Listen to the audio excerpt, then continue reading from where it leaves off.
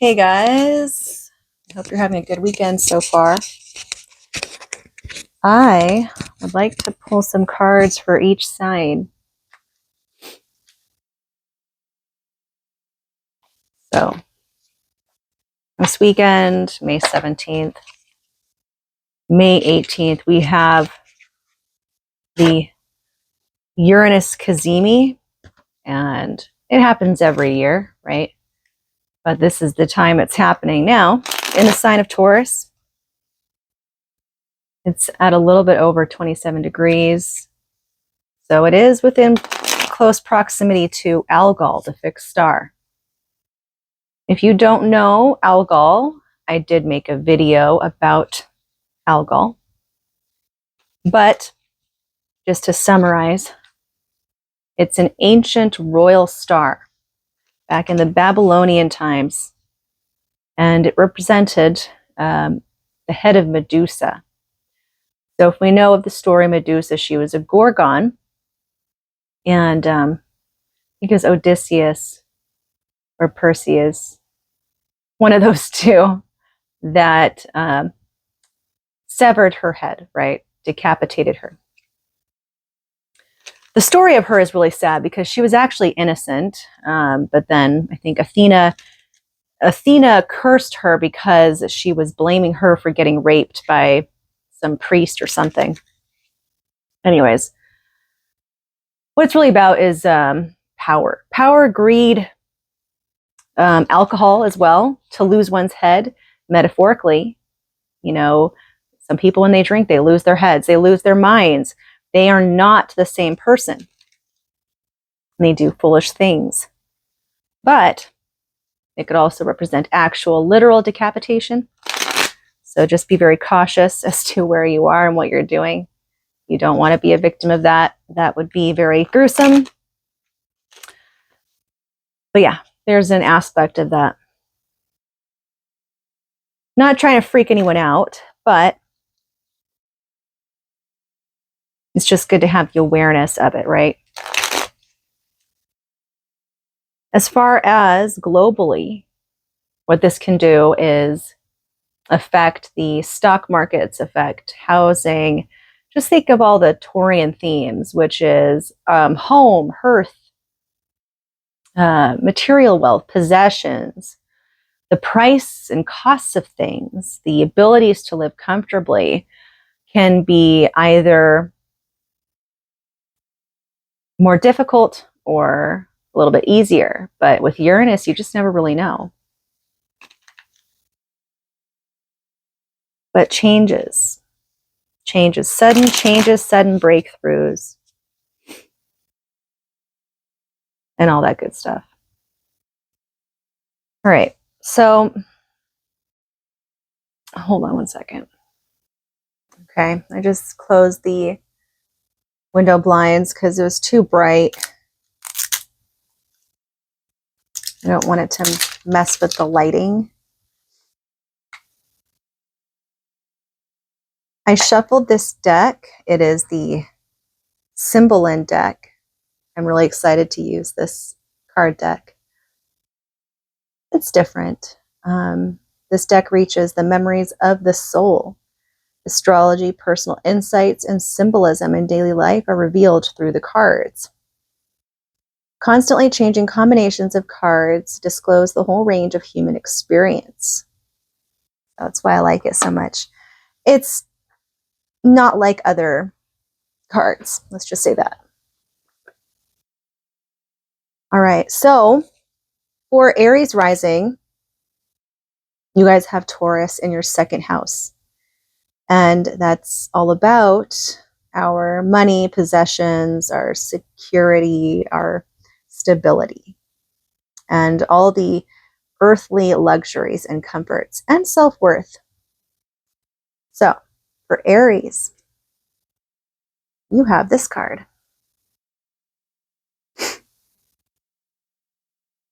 Oh, I might have to mess with the lighting again. Hold on. Okay, that's better. So this is your card, Aries. Okay, I'm going to read it for you. on page 60.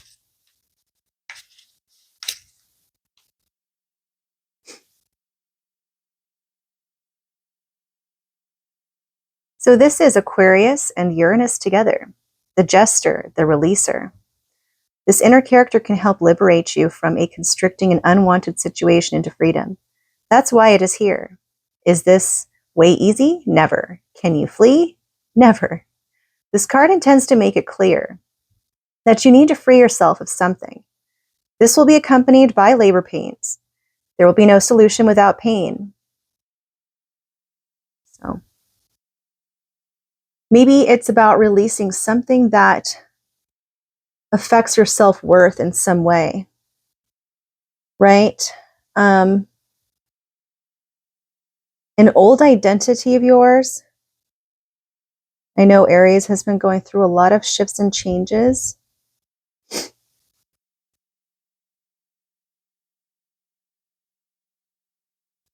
But there's a strike of idea here.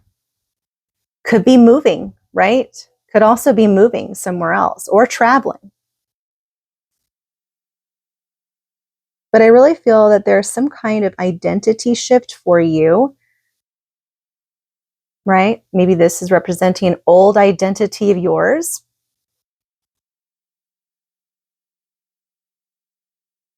Or being more authentic with yourself. But there is some lightning opportunity here. That's very Uranus. And it could represent moving to somewhere else or changing your your budget in some ways so that you can afford to travel more. That could also be it. The second card I have for you is this card, and this is Sun in Leo, 5th house. So I'll read this one as well. Page 54.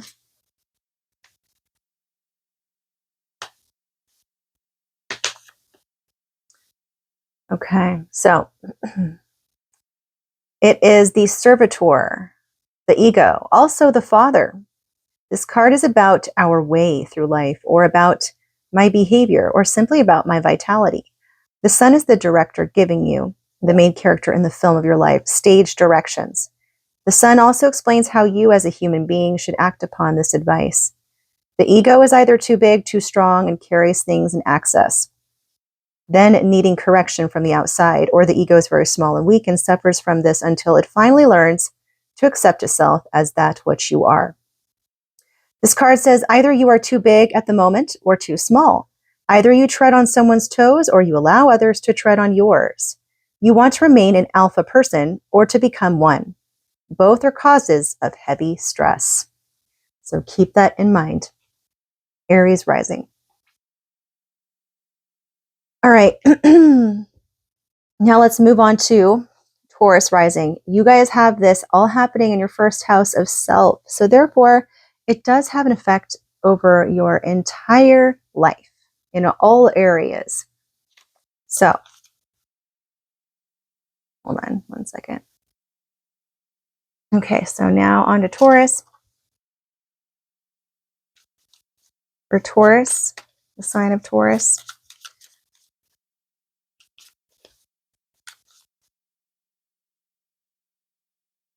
We have this card.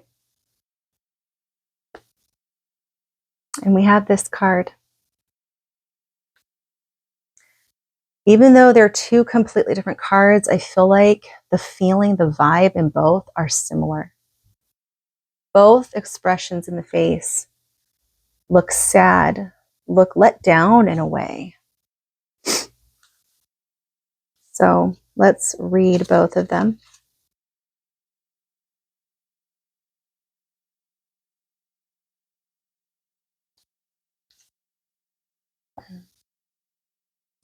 Page 87.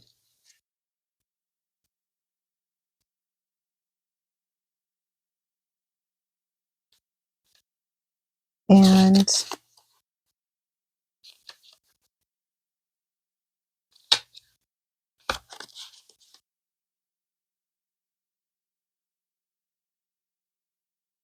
Trying to find that other one.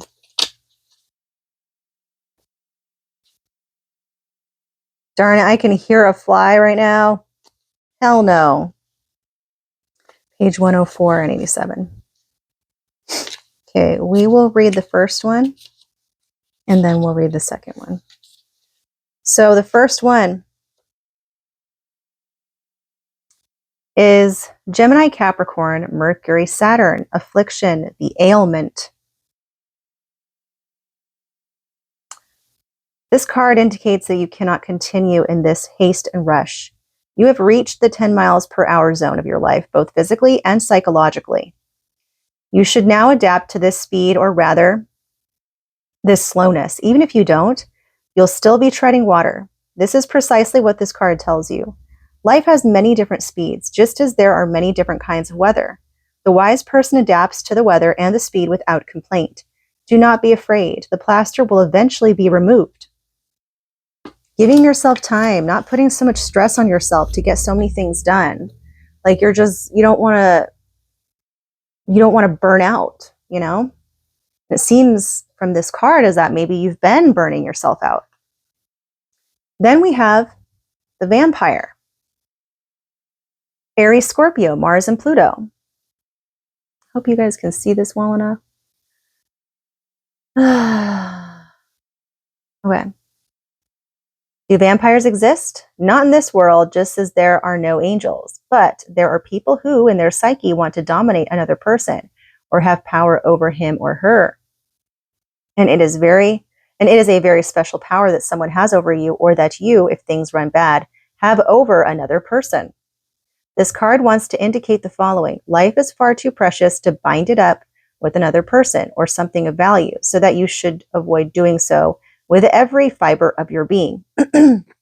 So if there's somebody that's been on your mind, perhaps this is also related to the burnout you've been feeling. There's just some kind of energy drain that you've been experiencing.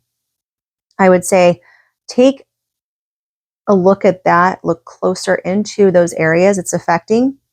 And this is all about your first house. For Taurus rising, this is affecting everything else in your life because it has to do with you. Okay. Now we're going to move on to Gemini rising. Gemini, you guys have this Uranus Cazimi in your 12th house. So it's house of the hidden. It's house of the hidden enemies, the self-sabotaging behaviors, all that stuff. So for the sign of Gemini.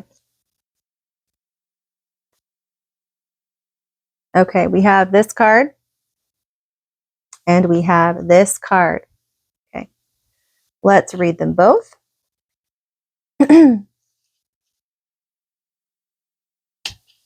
You have the Preacher card, which is number 58. And you have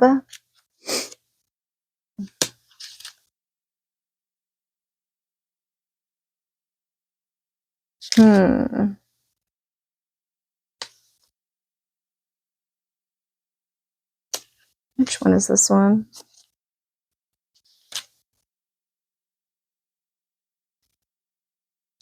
I'm trying to find it.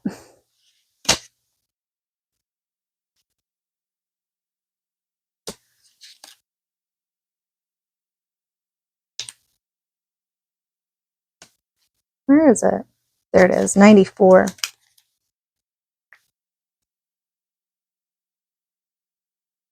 Okay, so the first one, we have the Preacher, Sagittarius, Jupiter. The search for meaning. There are times in life when one looks for its meaning. No, you don't understand it, but you still ask yourself, what is all this really about? Where does all this lead to? And nowhere is an answer to be found. You could become a little melancholic. Now is the right moment in time to recall all who have preceded you, your parents, your grandparents, your great-grandparents, and so on. Only they have answers to these questions. So this card tells you every insight into those who came before us enriches the soul. Each of these people smiling at you from afar makes the gloom disappear. So reach out. This is 12th house, right? 12th house is the unseen, the spirit realm. So call upon your family, even ones that have passed, or if you're lucky enough to have your grandparents and your parents in your life still, reach out to them and ask them for help if you need it. And then the second card that we got is this one. This is Taurus, Libra, Venus and Venus together. The gilded cage, the golden cage. This card wants to tell you something about partnership. Either it says you are living inside a very comfortable cage at the moment or outside of it as a very friendly guard. So some soul bond could be what is pressing hard on you right now that you're seeking answers for. In both cases, we talk about a kind of possession, yet this pleases you as apparently you're feeling good, you have everything in your cage. Even the guard feels well as long as what's in the cage doesn't revolt. However, you belong to me is the sentence that imprisons two people. This card says one person will stay only as long as the doors to the cage are wide open, and the other person only once he throws away the lock and key. So being like true love and bonding and intimacy is not controlled. It is not possessed. You know, that's really the thing about it. Perhaps you're seeking some soul guidance on how to master your fears, because maybe that's what keeps you in a state of fear, preventing you from being able to really experience like an unconditional kind of love with someone or with yourself even.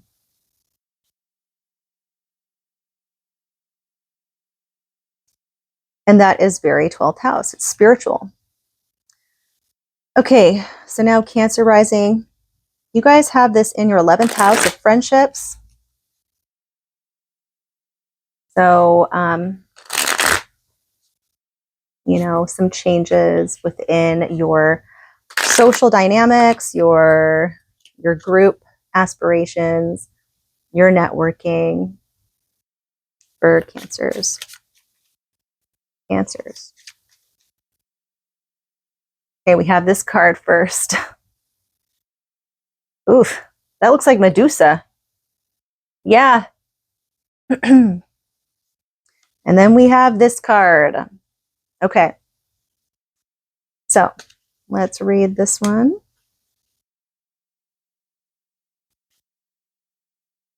Let me see if I can find it.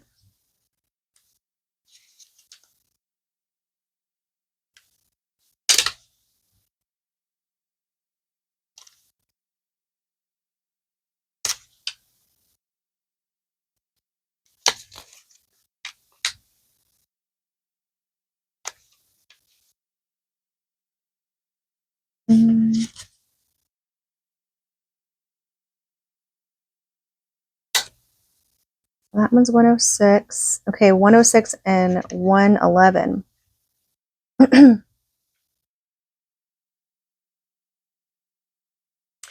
Okay. So, reading this first card here. Okay.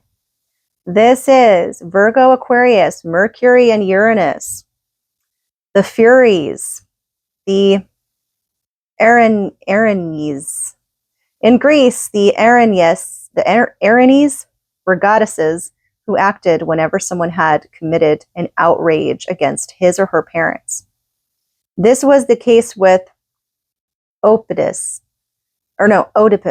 and also with Orestes. Oh my gosh. In brief, they were deities of vengeance who appeared whenever father or mother had been harmed. Or as in the case of Oedipus, even killed with criminal intent. They also safeguarded that parents were honored. The message of this card therefore reads, you do not give your parents the special place in your soul that they deserve. Now is the right time to correct this blemish. Okay, so that is the first card. The second card is this. This is Gemini, Pisces, Mercury, and Neptune, the silence. Behind the two people stands an angel. He presses his finger against his lips and very quietly whispers to both Gemini, "Be quiet, I don't want to hear a word." In other words, there is nothing to say. One no longer knows what one aimed at, or if one did it all. It is an unpleasant phase, but it won't hurt. Sometimes you feel ashamed in front of others. Maybe one should have said something. If there wasn't still a small amount of fear that this phase will soon pass, and that all will not remain as silent as it is now, one could almost enjoy this time. So this card really just means it's better to remain silent right now. And whatever is going on, whatever family feud is happening, just rebalance yourself. That's what I'm getting from that. Or since 11th house, it's in regards to your networking, your friendships. Now for Leo. Sign of Leo. For this weekend. Sign of Leo. For this weekend. Leo, it's going to be in your 10th house. Ooh, got two cards right here.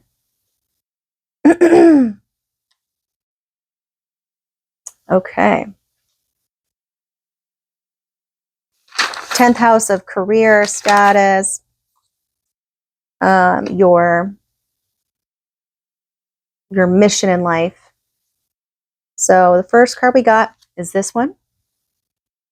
Second card is this one. So let's read the first one.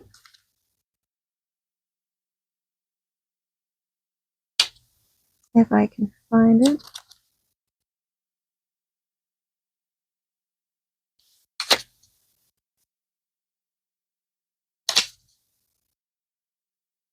Okay, that's 107, and then 124. 107 and 124.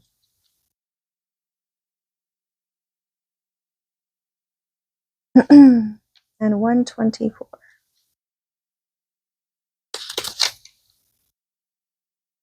Okay. This card right here, it is Virgo and Libra, so Mercury and Venus, everyday life in the relationship, the routine in relationships. She does the washing, he cuts the wood. What can I say? That is the way life is in a relationship once the 7th year is over. And also outside of a relationship when life just moves on alone. No ups and downs, simply routine. This is exactly what this card indicates. Manage your everyday life, accept it, as the philosophers say, as practice. Practice for what? For life. Then we have the Pythia. Sagittarius, Pisces, so Jupiter and Neptune influences here. The ancient Greece, the Pythia, was the most important female oracle, or Pythia. People from all over the country made a pilgrimage to Delphi. She was always drugged due to the fumes that arose out of the cleft in the ground, and usually mumbled incomprehensible sounds as an answer to a question. A priest who stood behind her translated these mumblings into words, and more often than not will have added his own moral sermon. This card wants to enlighten you. At the moment, you are gnawing over a message that has reached you in a mysterious way. It worries you. You shouldn't take this literally. See it as a symbol. Symbols point to something that lurks in the background and need to be understood. So perhaps it's like you have this major decision to make. This could be in regards to your status and to your 10th house themes. But you've been kind of worried as to how go about it. So you've been seeking spiritual guidance. So it's a combination of balancing the two when it comes to spirituality and then everyday routines. Taking the time you need when it comes to getting those epiphanies or learning to understand something more instead of trying to rush yourself. Okay, now for Virgo. You guys have this in your 9th house of philosophy, foreign travels, religion, belief systems, foreigners. Let's see what we have for Virgo. Virgo. Virgo. First card is this one. Virgo. Second card is this one. Okay. So you got the Golden Girl and that other one I haven't seen before.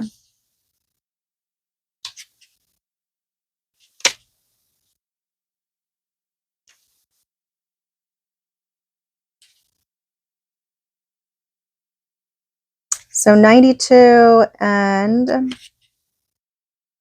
76.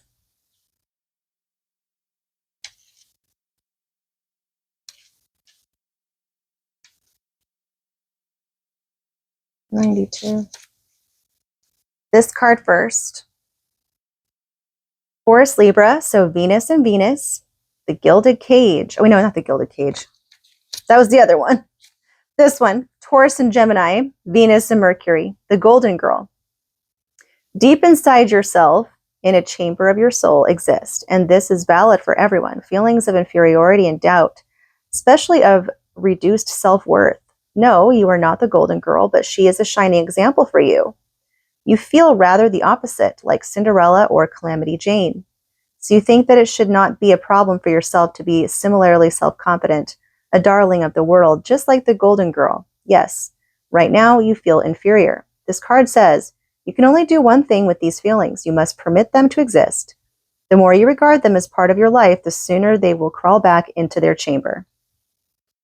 And then you have the ailing king, Leo Virgo, Sun Mercury. The position of the sun in my life always represents the place that the king, or the ego, wants to take in my life. But there are times when the usually healthy king feels unwell and weak. Then he prefers to go back to bed, pull a blanket over himself, and play the ailing king, so that everyone will make an allowance for him. What does the card want? You are allowed to feel weak. You are allowed to be powerless and forceless. You are allowed to be ill. You may even groan. So it's like, this is telling you there is a belief system perhaps that you have about not having enough or not being worthy or others shining above you. And you go through this battle of between yourself. It's like, I want that, but you feel as though you can't attain it. But see, the thing is that you can, and it's like the way you're perceiving things is not looking at a way to where it's like, I don't have that, but someone else does, and it grows like some resentment, some angers, but then that just poisons even further. I feel like you're being asked to kind of look closer to your beliefs about yourself. This, of course, this can also refer to like 3 people as well. I mean, there are 3 people here.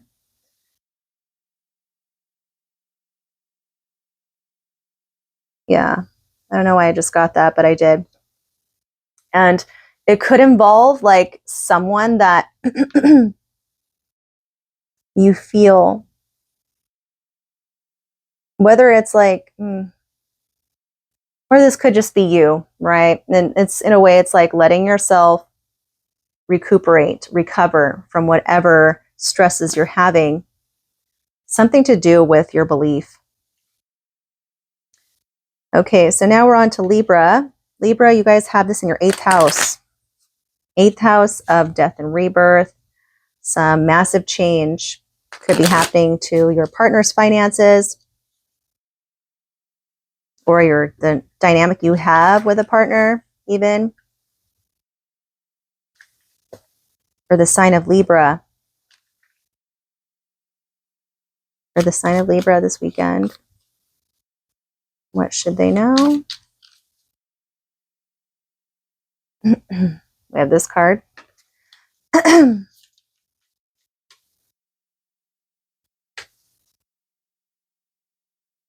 we have this card. Okay.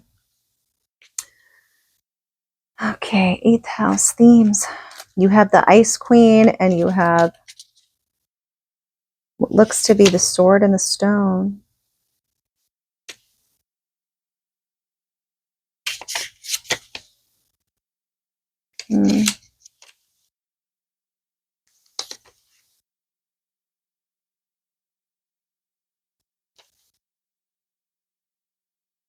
So number 89.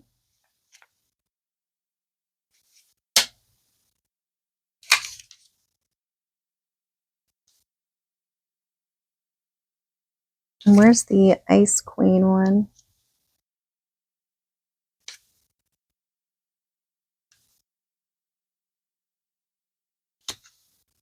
70. Okay, so first I'm going to read this card, which is Aries, Capricorn, Mars, and Saturn. The prevention. This card embodies someone who pushes the gas pedal while pulling the handbrake at the very same time. Banging your head against a brick wall can also be tricky because in most cases, it will be your head that will break first. This card recommends that you learn what you can achieve and what you can't. Please also beware of the following. There is something that is far bigger than you. It is called fate. 8th house. Not to get all scared or anything like that, okay, but just the Ice Queen, Cancer, Capricorn, Moon, Saturn. Something inside you has hardened. Emotions you once felt have gone cold and have closed up. You have developed a kind of protective shield against feelings, a fortress of ice. The task of this card is do not blame the world and do not blame your partner or your children for this hardening. You could possibly be the cause. So 8th house is dealing with traumas, right? It's dealing with releasing some things. I feel as though the 8th house also, it is dealing with fate in a way, because it's like, for example, let's just say, because it's talking about other people's resources. Let's just say this is you, right? This is your partner. So whatever inheritances, it's like they're trying to inherit this, but it's not working. And you know what I mean? I'm just trying to give some examples, but it really is about certain things that are out of our control. And it is related to also the way that we see ourselves. If we're not open, it's like the Ice Queen is icing all these things out. In order for things to be released and for rebirth to happen, you have to kind of melt that away, right? And it does make me think of like,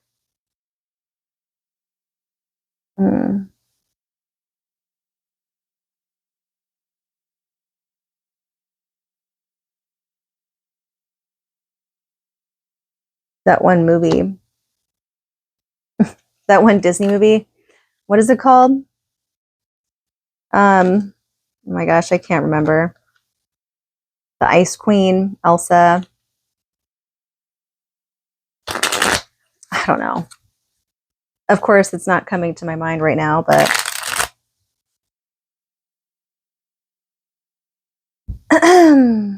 Frozen, that movie, Frozen. Okay. So now we're going to move on to Scorpio. Scorpio, you guys have this in your 7th house of relationships, partnerships of all kinds, whether it's platonic, romantic, or business related. So for Scorpio, let's pull some cards this weekend for Scorpio. 2 cards this weekend for this sign of Scorpio. This one, let's come out. Okay, there's the first card. What's the second card that Scorpio needs to look at? That card. Okay. So let's look up what these are.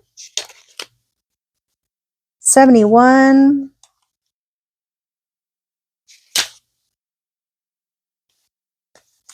71 and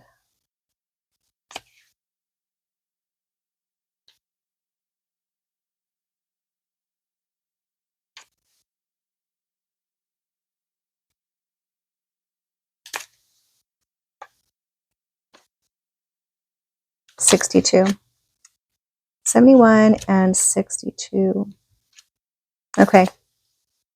So the first card. This is Cancer, Aries, Moon, and Mars, the Defiance. When the small child from the Cancer card feels unjustly, badly, or even angrily treated, it can immediately change its behavior into defiant child mode. It is then no longer defiant. It becomes defiance personified. For this condition that you find yourself in that is working within you, there is no cure. You can't even help yourself. This card says it is okay. Be defiant. The more you accept that, the sooner the small child inside you can stop it. And then we have deliverance. Cancer and Aquarius, Moon and Uranus. Deliverance, the delivery. A protecting cover has been cracked. The egg no longer gives you comfort and protection, and the time of childhood is over. The time to become an adult has begun, even if you've only just become 48 years old. This card says you should now give your soul, with its mature experience, wings. This is, as Plato said, the most important thing that can happen to a soul. So something of death and rebirth within relationship dynamics, I feel. It's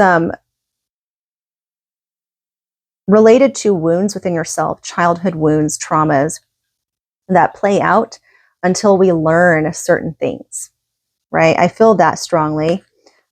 Perhaps Uranus and Taurus, or Uranus, Cazimi and Taurus can bring about some of that, can trigger some of those feelings for you guys. Okay, now let's move to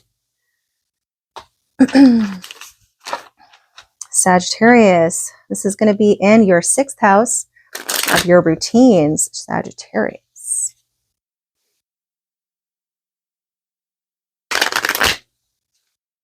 Okay. 2 cards for Sagittarius this weekend, please. 2 cards for Sagittarius this weekend. 2 cards for Sagittarius this weekend, please. Not yet.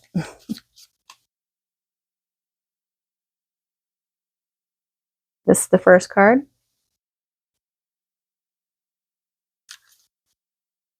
Second card. That one. Okay. 6th house is of routines, our mundane activities. Let's look at what we got for you, Sagittarius. Page 67 and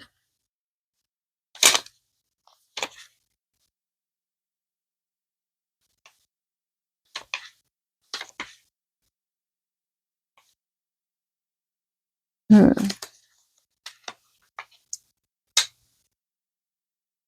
61 and 67.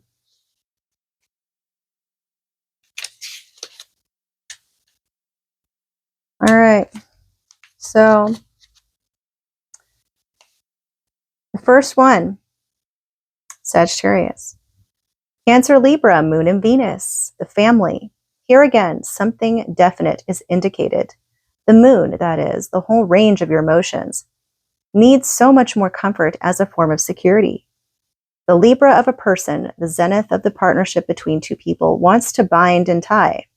A bond that cannot simply be dissolved on a whim when times get tough. All in all, this card indicates the time for evasiveness, the time of maybe, the time of two-ness wanting unity. A third, a man and a woman and a yes together form a family. Everything will be fine. And then we have Pisces, Neptune, the angel, the search for salvation. Many people are on their road to enlightenment. For example, each Zen Buddhist. He seeks salvation, perfection, completion, nirvana. Every one of these terms, promising the ultimate path of deliverance deep inside us, describes something that is still far from us. Buddha, Jesus, Zoroaster, and many more have achieved this goal and can be role models, although Jesus' crucifixion is a bit off-putting. Well, of course, we start small. The fourth chakra.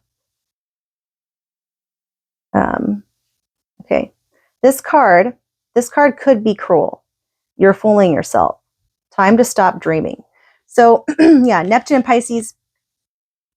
It's not to say like, oh, you're not gonna get this. You know, it's not to say that, but it's really like, I think maybe sometimes we think that the way family life should be perfect. You know, the movies that we watch, right? That we grew up watching, thinking that, oh, we're going to go on family vacations all the time and everyone's going to always be balanced and do their part and stuff like that. And I feel like if this is something that you still think that your everyday life should be, because sixth house is about everyday life, maybe you're going through a rough patch. If you don't have a family, then just think about it as, you know, if you feel like you haven't reached what you were wanting to reach, it's like everyone has their own path. Okay. And you shouldn't feel like, sorry, someone just like called and it stopped. Anyway, it's like everybody has their own path and you shouldn't feel like you need to have things look a particular way, because it's not like that. You know, if you see how things look on Facebook or Instagram or whatever, those are all lies. Okay. The people that post like all their stuff, and yeah, they might seem like, oh yeah, look at my family or look at my friends, look at my life. It's so perfect. And look at all the fun things we do.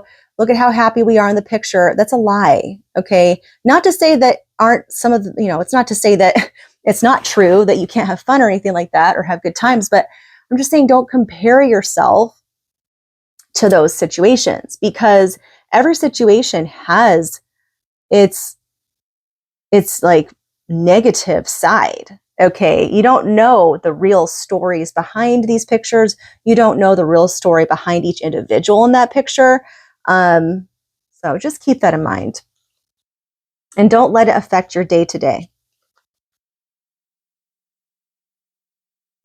All right. So now we're on to Capricorn. Capricorn, this is going to be in your fifth house of creativity, of children. Be very, very cautious about protection if you're not wanting to have a kid, just saying, because when you have a Uranus cazimi where the sun is spotlighting that Uranian energy in your fifth house, you best believe it's going to bring you quite a bit of surprise that you're not prepared for. So just be cautious. Okay, Capricorn. 2 cards for Capricorn this weekend. That one. 2 cards for Capricorn this weekend. Oh, you also got this as well. Okay. So the first card, let me go ahead and let's look at that one. That's 52. 52 and 71.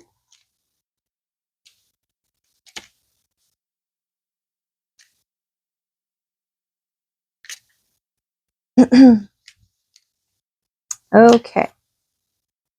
So, first card, Gemini, Mercury, the mediator. The subject of the mediator is neither exhausting nor self-centered. It is neither affirmative nor negative. It is simply neutral. Right now, you feel an emptiness inside, and in order to hide that stagnation, you prefer to constantly move superficially, or to block it with, like, you know, just constantly partying or having too much fun, gambling, to kind of, you know, take focus off those things. You run hither and thither, searching for a kind of mobility that just isn't within you at present. Today, this card attempts to tell you to simply remain neutral, but look out for someone, perhaps a good friend, with whom you may talk about this stagnation with. Opening up, right? And then we have the Deliverance card. Cancer, Aquarius, Moon, and Uranus. A protecting cover has been cracked. The egg no longer gives you comfort and protection, and the time of childhood is over. The time to become an adult has begun, even if you've only just become 48 years old. This card says you should now give your soul, with its mature experience, wings. This is, as Plato said, the most important thing that can happen to a soul. So for that, I kind of feel maybe the surprise has already happened. Maybe there is a child on the way, and perhaps that has caused some, you need to reach out and talk to others. You can't have the same amount of fun that you once were able to. Things like you're in a new phase of your life. And so it's like you're breaking out of your shell, right? If it's not that, then it's like breaking out of your creative block and finding something that gets you started on a new journey. Going on a journey to experience and find something more creative to bring into your life. All right. So now we're on to Aquarius. Aquarius is going to be in your 4th house of home and family and roots, as well as your childhood experiences and the mother.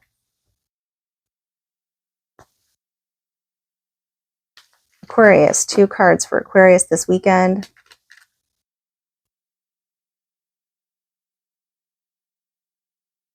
Oh my gosh. I didn't mean to take a peek, but I ended up taking a peek at the bottom, so I'm going to take it. That one. Another card for Aquarius. Another card for Aquarius this weekend. All right, there's that one. Let's look at them. So the first card, 90 and 100. Number 10 could be significant for some of you. All right. So the first card that we have is Aries, Aquarius, Mars and Uranus, the spiteful troublemaker, the poisoned dwarf. This card stands more often than not for misunderstanding. It should really be called the dancer on the nose of the world. Why? Because this Rumpelstiltskin really is responsible for bringing about mayhem. No, not really chaos, but rather just a great confusion.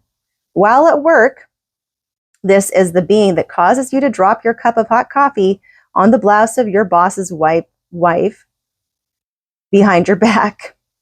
So why this card? Because you need to learn to fly. It's all about a little or a lot more freedom. Wow. And then we have the strategist, the strategist. Gemini, Virgo, Mercury and Mercury. Right now, you are intensively living inside your head, trying to analyze matters and to grasp them rationally. At times, this is very important, as sometimes the world could do well with more rationality. Yet sometimes you also attempt to rationalize things with your intellect, simply to avoid recognizing that there is also something else involved. In our image, this something else lies below a table. Ooh. Ooh. Look at those. There's several things, right? The jester, the vampire. There is an angel and something else. Yeah. The card says there's something dark beside the real world, and you try by reason to get to the core of this evil. This won't work. Don't run away. Simply look at it. So this is 4th house themes. Okay. I think you guys can get a lot of good insight from these 2 cards. I certainly did just now. Okay. And now we're on to Pisces. Pisces, you guys have this in your 3rd house. 3rd house of your neighborhood, your community, your travels, your short travels, transportation, the way you communicate. Let's look for Pisces. Give me 2 cards for Pisces this weekend. Give me 2 cards for Pisces this weekend. Have that one. One other card for Pisces, please. Okay, that one. Ooh, you also got this one, Pisces. All right. So let's look for that one. That's 93 and 94. Literally, these 2 cards are side by side. 93 and 94.